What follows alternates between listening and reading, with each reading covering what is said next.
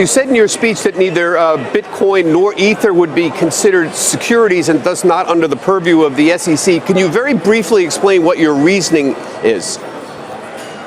Sure, Bob. These are complex facts and circumstances tests, but when we look at Bitcoin or if we look at Ether and the highly decentralized nature of the networks, we don't see a third-party promoter where applying the disclosure regime would make a lot of sense. So we're comfortable in some sort of viewing these as items that don't have to be regulated as securities.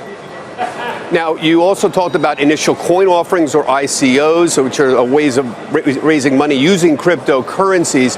Did you use a similar reasoning? You implied that most seem to be securities, ICOs, but some of them are not. Can you just show us what the difference is simply?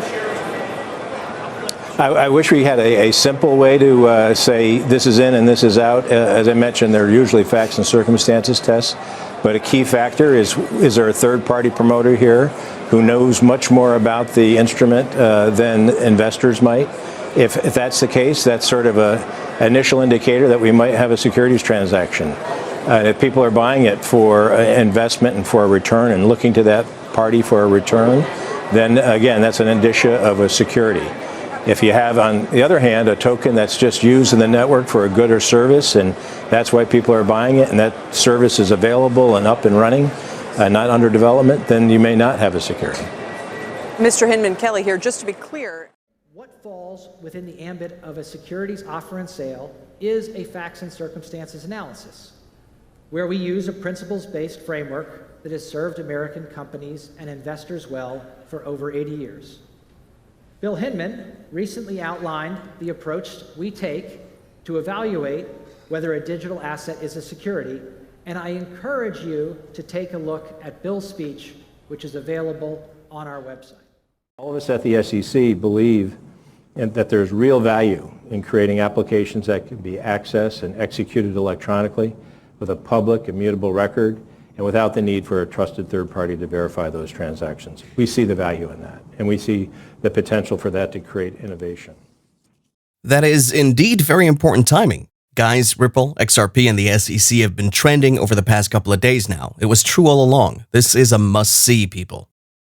Amid the growing bias in the regulatory reforms for digital assets happening in the United States, with legislation slow in coming and regulations fairly unclear, crypto-related companies like Ripple see litigations as their best bet for cementing favorable treatment from the prejudiced regulatory agencies in the country, such as the SEC. Now, given the train of thought following the most recent lawsuit between the US-based fintech startup Ripple Labs and the SEC has made an unprecedented move to keep the names of its expert witnesses under wraps. Ripple Labs said in a filing in the agency's highly watched case over the cryptocurrency XRP. So what do you think, guys? In my humble opinion, all that liquidity will flow into commodities, cryptocurrencies with utility like XRP. Based on the law of conservation of energy, I think that also applies to the theory of money. Just like in every other economic crash, the money generally will go to the other things of value, into cryptos. The big question is, would it be XRP or XLM that would be taking the lead at that time? Let's find out in this quick yet information-packed session. Remember, money doesn't disappear, it just moves from one place. It just moves from place to place, and in this case, one asset class to another. Right now though, hit the subscribe button and don't forget to turn on bell notifications so you'd always be notified every time we upload a new video.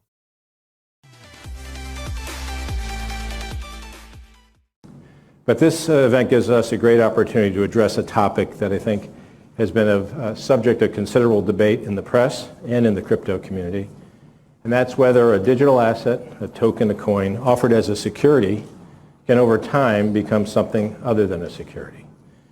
To start with, I'd like to frame that question a little differently and focus not on the digital asset itself and does the digital asset morph into something, but let's look at the circumstances surrounding the digital asset and the manner in which it's sold. To that end, I think a better line of inquiry might be, can a digital asset originally sold in a securities offering later be sold in a manner that doesn't constitute the offering of a security? Guys, it was true all along. The lawsuit filed in late 2020 by the United States Securities and Exchange Commission was indeed ill-conceived, as we would see through the course of this video. The reasons why the SEC had always wanted to conceal several sensitive evidential materials regarding this years-long and the still ongoing lawsuit filed against Ripple Labs a California-based fintech startup for the alleged sales of unregistered securities. And in a recent turn of events, the Ripple counsel in court has lambasted the plaintiff for attempting to conceal the identity of the expert witnesses with the claims that the SEC's attempt to shield the identities and opinions of its experts from any public scrutiny is both unprecedented and unsupported by any evidence of need. It is antithetical to the right of the public to have access to substantive materials that will be critical to this court's upcoming rulings on the parties' Daubert motions. The parties are scheduled to file their Daubert motions on Tuesday, July 12, 2022. Defendants' right to seek an expedited briefing schedule on the extreme position taken by the U.S. Securities and Exchange Commission that the names of its experts and any substantive criticism of the reports should be kept from public view. So, the Ripple team is all out for the SEC, as it's lambasted the SEC with the claims that the SEC's attempt to suppress public criticisms of its expert opinions is particularly egregious given that none of the SEC's expert reports is likely to contain SEC confidential information. Guys, do you think Ripple and XRP are going to bring about a potential turnaround for crypto should it win this lawsuit against the SEC? Let us know in the comments section below. I, for one, do believe that this ill-conceived lawsuit was initially filed by the SEC to ridicule the Ripple asset, while giving Ethereum an extra edge to surpass XRP back in the day when XRP was trading above Ethereum as the second largest crypto. So, should Ripple win this impractical lawsuit originally initiated by the SEC, which will not only weaken the Commission's prowess, but in my opinion, lead to a complete decimation of the SEC's powers?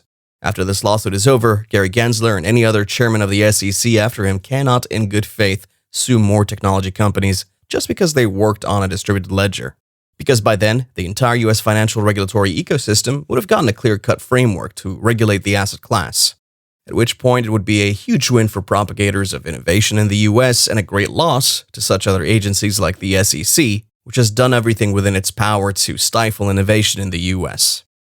Attorney Jeremy Hogan says here, Judge Torres is not allowing the SEC experts' opinions to be sealed just because they might inflame the public.